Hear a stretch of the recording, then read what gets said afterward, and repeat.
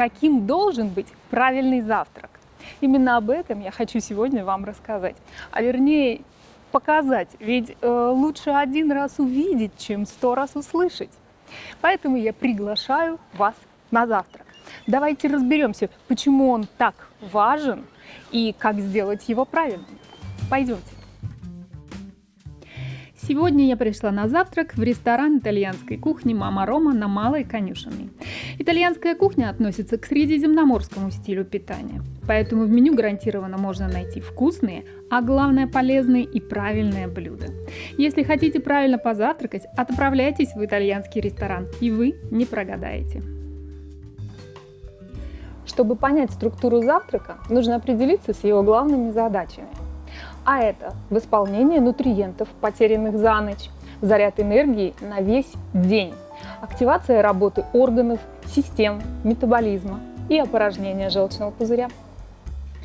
Всю ночь наш организм трудился и потратил все свои запасы, истощил гликоген в печени, потратил аминокислоты, витамины, минералы, и теперь ему необходима дозаправка. Поэтому завтрак должен быть богатым и разнообразным. Основу завтрака должны составлять белки и жиры, которые вы дополните сложными углеводами. Количество углеводов зависит от вашей активности днем.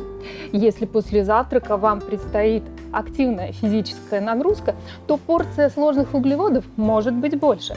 Ну а если после завтрака вы будете сидеть в офисе без движения ближайшие 3-4 часа, то углеводов должно быть минимальное количество. Еще одна важная роль жиров в составе завтрака – это опорожнение желчного пузыря, потому что печень всю ночь синтезировала желчь, и вся желчь накапливалась в желчном пузыре. Жиры в составе пищи, которую мы принимаем на завтрак, активируют желчеотделение и помогают опорожняться желчному пузырю. Очень часто задают вопрос, ну а как же насчет фруктов и простых углеводов на завтрак, десерта?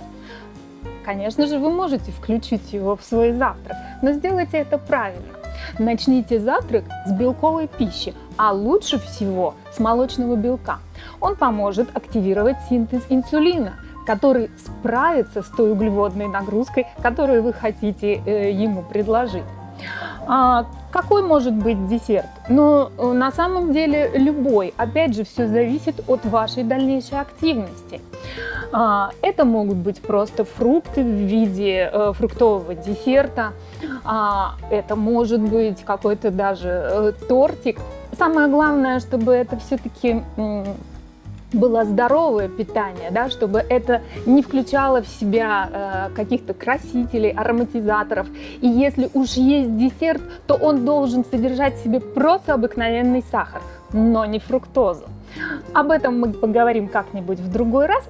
А сейчас давайте же наконец посмотрим, что нужно есть на завтрак.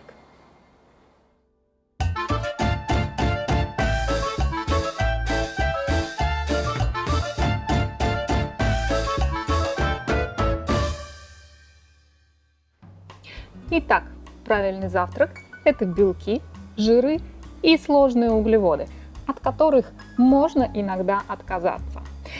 Давайте же посмотрим на конкретных примерах, что можно выбрать на завтрак, чтобы он был сытным и правильным. В качестве белка вы можете выбрать на завтрак рыбу, молочные продукты, яйца, мясо или бобовые. Жиры могут быть представлены твердыми сырами, маслом, как растительным, так и сливочным, орехами, семенами, икрой, авокадо, оливками, маслинами. А сложные углеводы – это крупы, гречка, овсянка, кукурузная крупа, булгур, киноа, полба и даже перловка. Ну а фрукты уже пойдут на десерт. Фруктовые смузи тоже могут присутствовать на завтрак, но они также должны быть десертом. Я выбрала на завтрак закуску капрезе, салат портофино с тунцом, тартар из лосося и сицилийские оливки. Мой день не будет активным, поэтому я предпочла сократить углеводы до минимума в сегодняшнем завтраке. Я начну с закуски капрезе, потому что в ее состав входит моцарелла.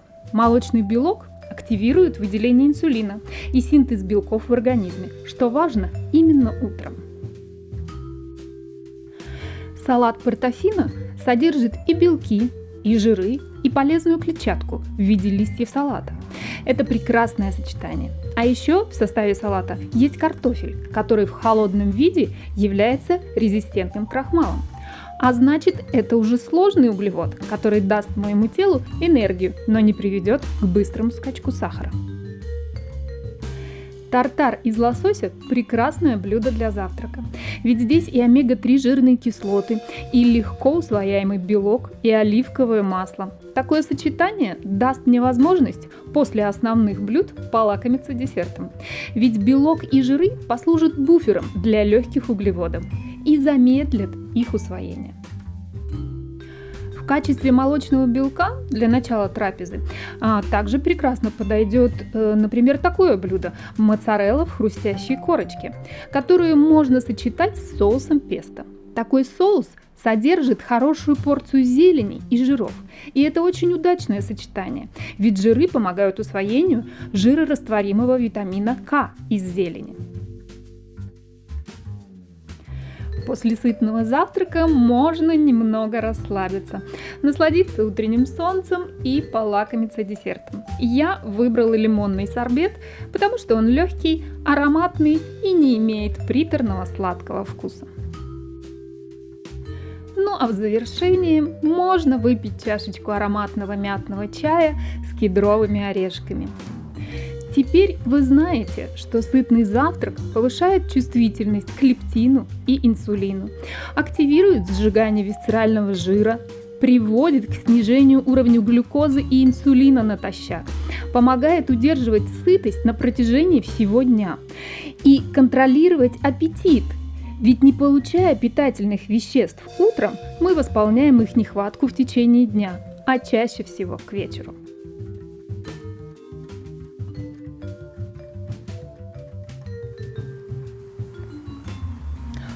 Ну а как же кофе, спросите вы?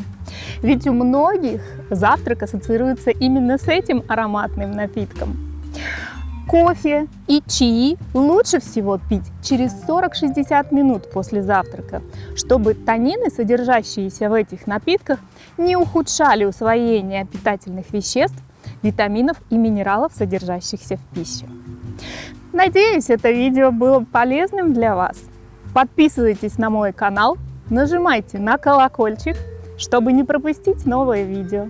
И до новых встреч!